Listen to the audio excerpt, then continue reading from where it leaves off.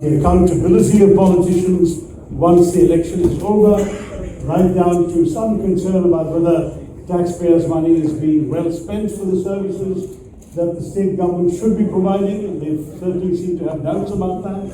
All of this was very interesting. This morning, I had a meeting with a whole collection of teachers, and the teachers' own concerns about the new education policy and the way in which education should be implemented in the state.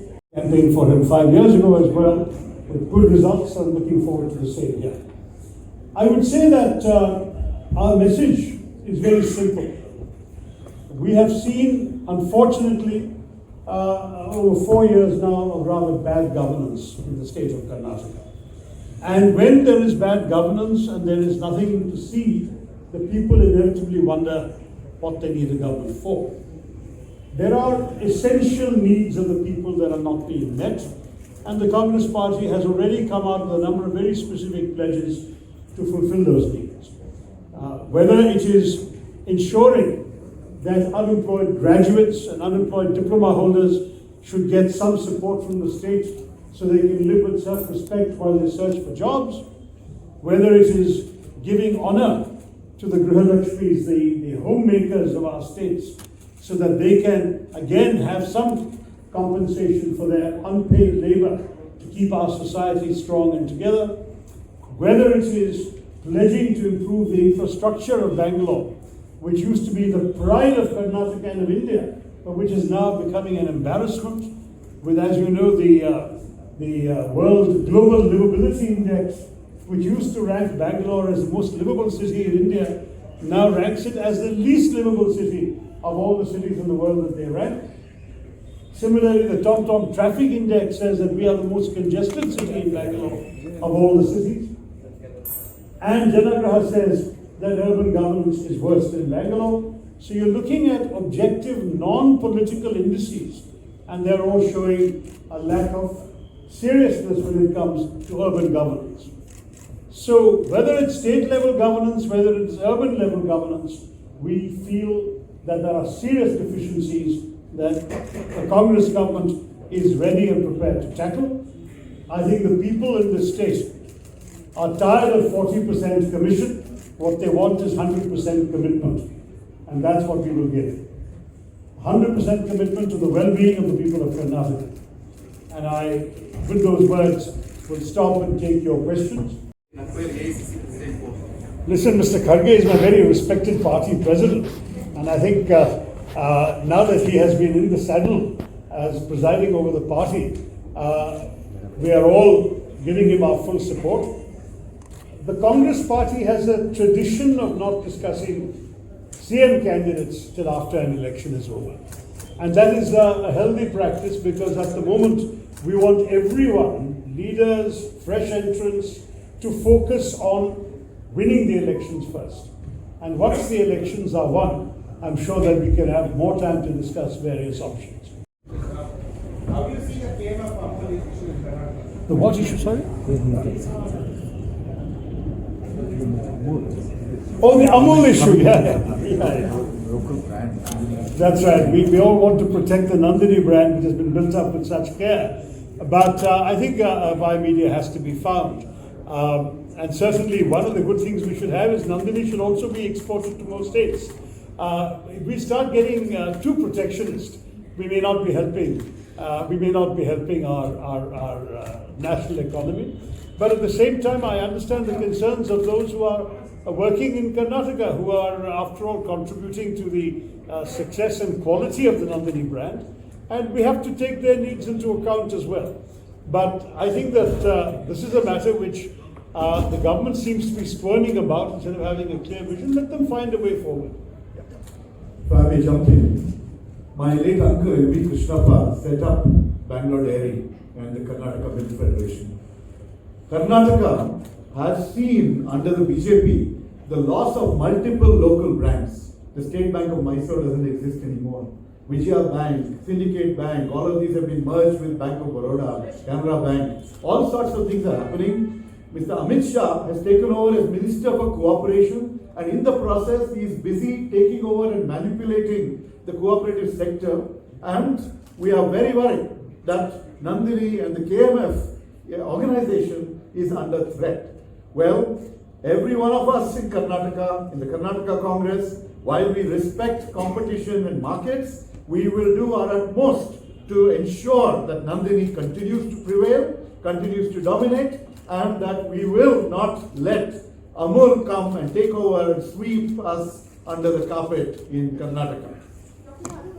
There's a robust that people from other parties are seeing the Congress as the inevitable victorious party in Karnataka. I must say that I'm disappointed with a couple of the people you mentioned joining the BJP for the simple reason that I know them to be secular-minded individuals, and I don't think they will find a welcoming home in a party that is fundamentally committed, unfortunately, to a particularly communal agenda. And therefore, I think they've made a mistake. I'm therefore disappointed and not hesitating to conceal that. There may be dissatisfactions, often related to individual feelings of frustration or of aspirations thwarted. I think every individual has a right to pursue their own political dreams, and I have no problem with that. But I do have a problem when people go to an ideology that is the opposite of what they have always practiced and what they've always believed in. You know, I'm not saying that no one has a right to leave a party, to change their mind. As I said, we have welcomed many in Karnataka recently. They have the right to change their mind, but there must be some principles. I've always said, what is politics about? Politics is about a vision of a better society. We are working for our idea of a better India, and that means we have certain principles, certain values that we stand by. Now, we can take our commitments to another party that shares the same values and principles. But how can we go to a party that has the opposite set of values and principles? That I find difficult to understand, and that's where my disappointment with some of the people you mentioned who have gone to the dark side, as one might say, is I think they will sadly have to repent their choices as they see how they are treated in their new home. They will not be treated as they are perhaps expecting to be. Does that impact your campaign in Karnataka? Do you believe it does? So I think in Karnataka, every indication we are getting is that people are looking with great hope and optimism towards the Congress. I've only been here 2 days and talked to voters, but there's quite a cross-section of people, from people at a place like the Bengaluru Club, to the first-time voters I met yesterday, to the teachers, very often from rather modest schools that I spoke to this morning. I get the sentiment that people are interested very much in seeing the Congress offer a respectable alternative to the misgovernance that they've endured in the last 4 years. And I think people in Bangalore particularly see that their city has such great potential. It's so sad that a city that was very evidently the most favored destination for IT investment, for example, till a few years ago, certainly 2017, 2018, investment kept on going up. Now it's been plummeting in the last 3-4 years. And investments are coming, but they're going to other cities. Why is that? It's again a reflection of urban governance or misgovernance by those who are in power in this state. So I will say to all of you that the need for change could not be more palpable. And I think cutting across a cross-section of society, we are expecting to see a very good result in this election. But sir, what's your prediction? Because Mr. Pawar said Karnataka is very hopeful with respect to Congress party. Yeah. I think Karnataka is a very hopeful state. I think personally, it's not my job to come up with numbers. I know one or two of my senior colleagues here have mentioned numbers. I think you can quote their numbers. For me, what is important is that we get across the majority mark.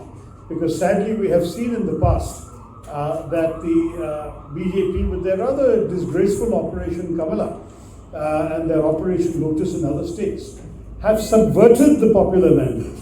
And that should not be allowed to happen again. So my request to the people of Karnataka is, give us a clear majority so that we can stop in advance the machinations of those who want to try and play that kind of game as they did last time.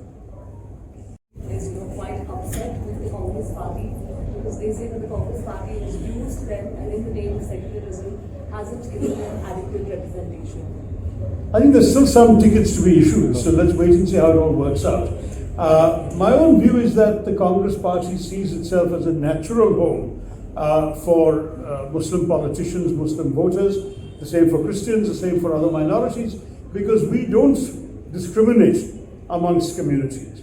What we are seeing, sadly, for the first time in the history of independent India, is a ruling party at the centre that doesn't have a single Muslim MLA, a single Muslim MP anywhere in the country, and neither House of Parliament. That is an unprecedented and somewhat shame-making record, because we've always been proud of the fact that whoever ruled this country, the diversity of this country was sought to be represented in the government. That is sadly no longer the case. We have to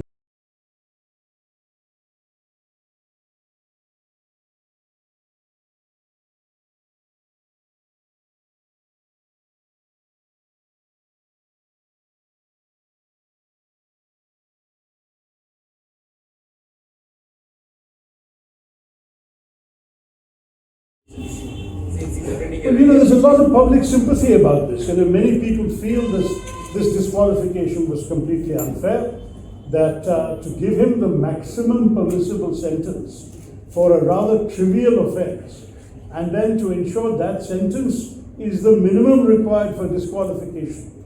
And then the disqualification, as you know, under the Supreme Court ruling, is 2 years plus a further 6.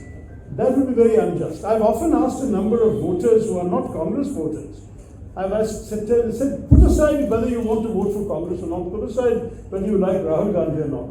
In any democracy, do you want a situation where the principal leader of the major opposition party is silenced for 8 years, who's not able to raise his voice in Parliament for 8 years, is going to be in prison for 2? Is that good for democracy? Just objectively. And I must say, even some BJP voters have said to me, it's not fair, it's bad for democracy. So the public sympathy is widely there. And we have conducted protests in every district of the country when that decision came out. We are appealing and we are hoping that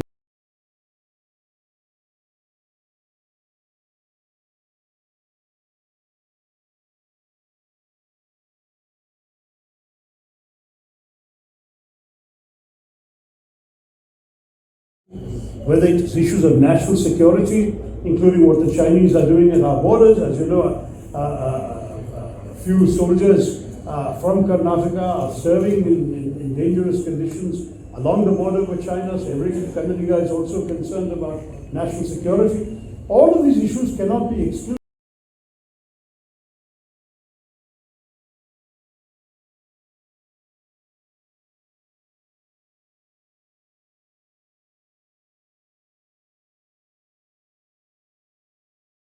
I think we'll have to wait and see what the decision is from the party. A decision has to be made, but it will be made after due consultations. You want it very quickly, but we have to wait and see when the party can do it for you.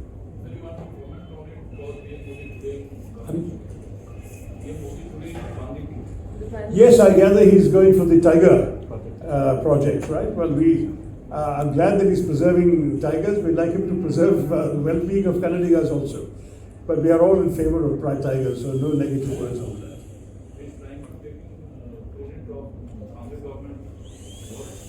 Everyone knows that Project Tiger was initiated by Indira Gandhi. There was no tiger conservation in this country before Indira Gandhi brought in Project Tiger, and a lot of the achievements in preserving the tigers, increasing their number in this country and so on, were kept by the Congress government but continued by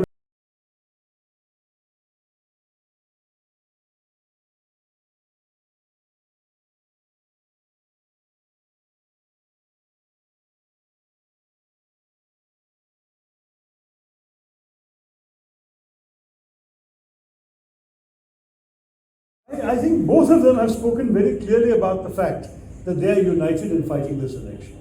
The truth is that, it is entirely normal in any party's politics for individuals to have exceptional personal qualities, professional abilities, and political aspirations.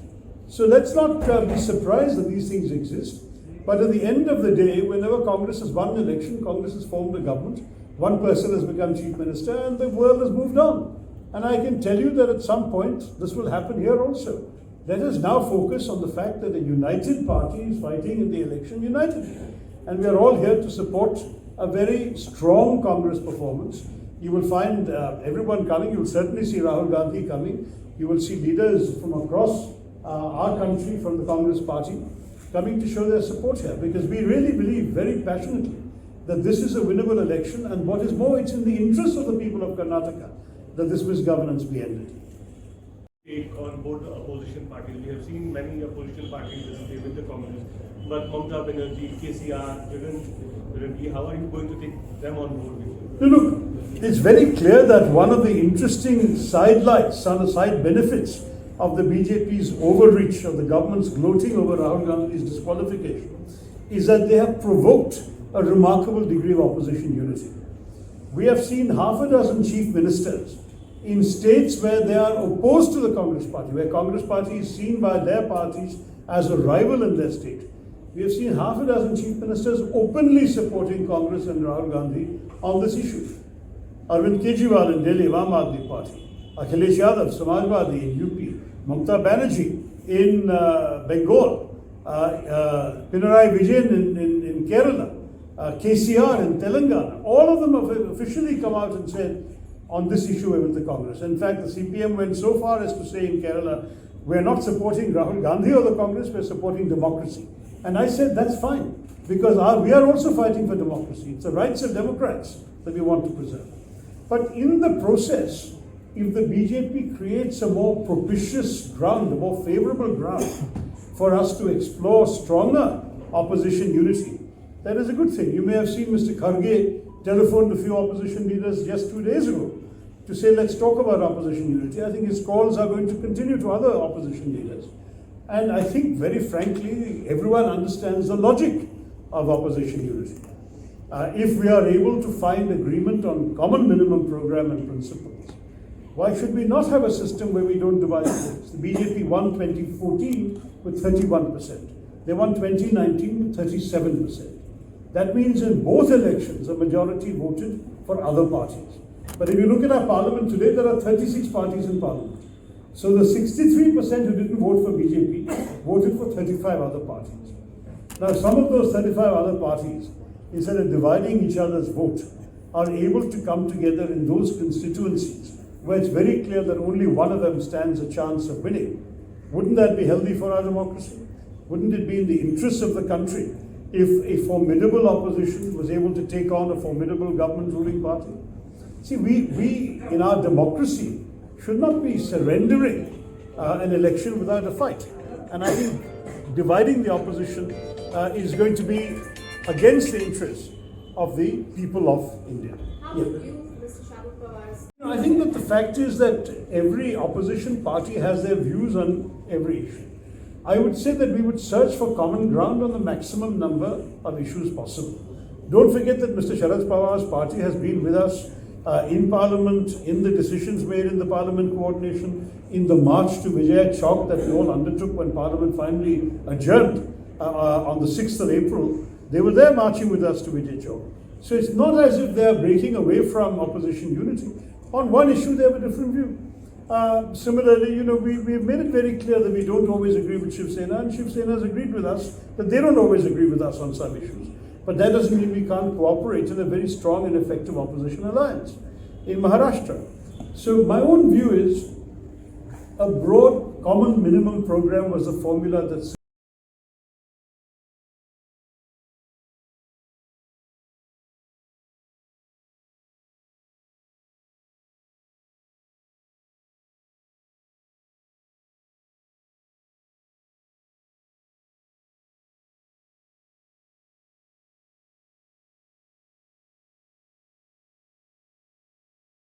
around them.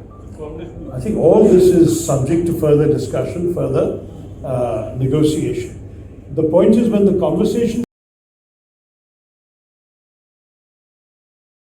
And you must have read the interview of Cardinal Marjo Jalangeri in the New Delhi Express.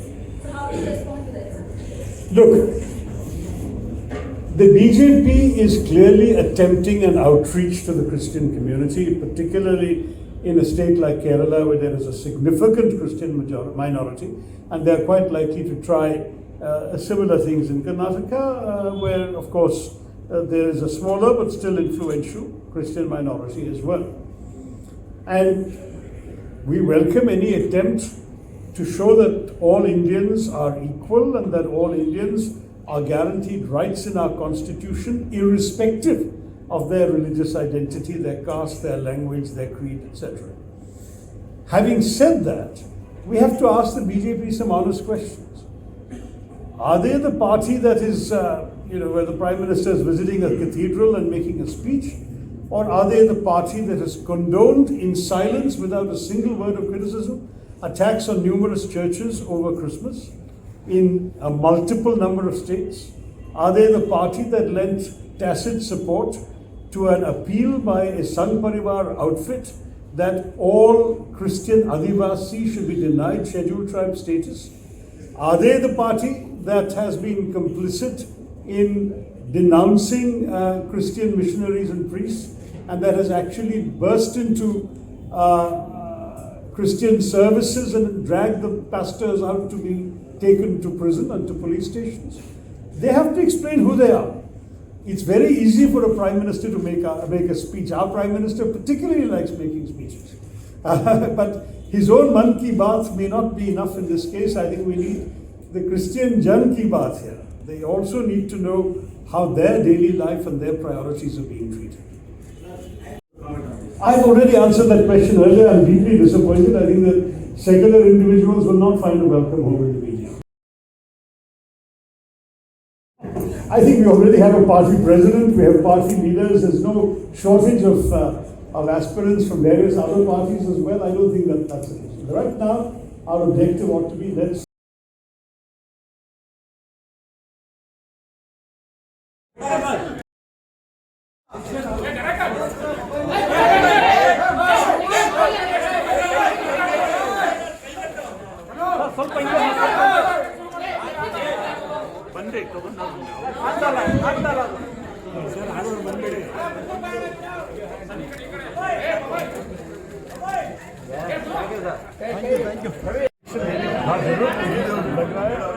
हर आदमी की तरफ से चाहते हैं कि बदलाव हो जाए इस राज्य में, क्योंकि हम देख रहे हैं कि जब सरकार नहीं चल रही है तो नेचुरली लोग चाहते हैं कि कोई आके इस देश की गवर्नेंस को ज़रा बेहतर करे, इस राज्य के गवर्नेंस को ठीक करना चाहिए।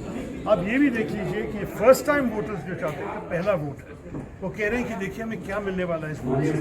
अगर सरकार 40% कमीशन खा के काम कर रहे हैं तो हमारे टैक्स पैसे कहाँ जाएंगे? और अगर हमने वोट दिया किसी वादा के बुनियाद पे और वो वादा पूरे नहीं हुआ, हम क्या करेंगे?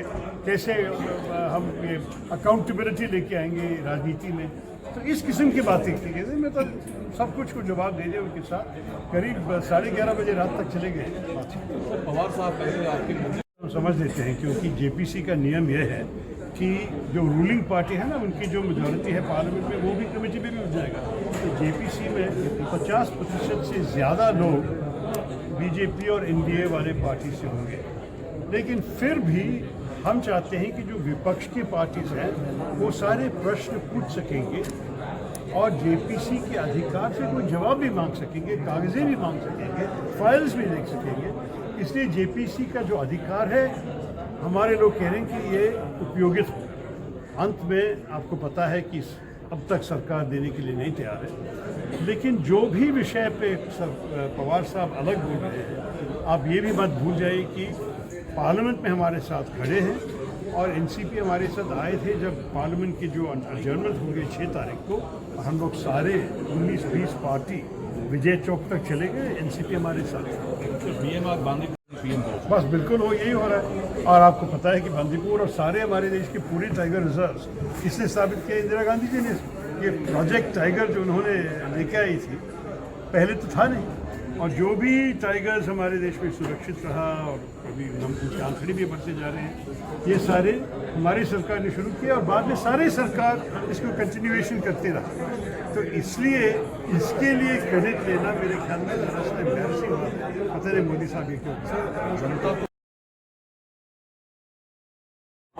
जहाँ चुनाव के पहले कोई नाम को अनाउंस नहीं किया होगा। अगर एक मुख्यमंत्री बैठे हुए तो बात अलग है कि मुख्यमंत्री की री-इलेक्शन की बात कभी कभी होती है। जब मुख्यमंत्री बैठे नहीं हैं तो मेरे ख्याल में ये नॉर्मल है कांग्रेस में कि चुनाव के लिए सारे एक साथ पार्टी के बारे में बोलेंगे और चुनाव के बाद एक व्यक्ति को चुन लेंगे।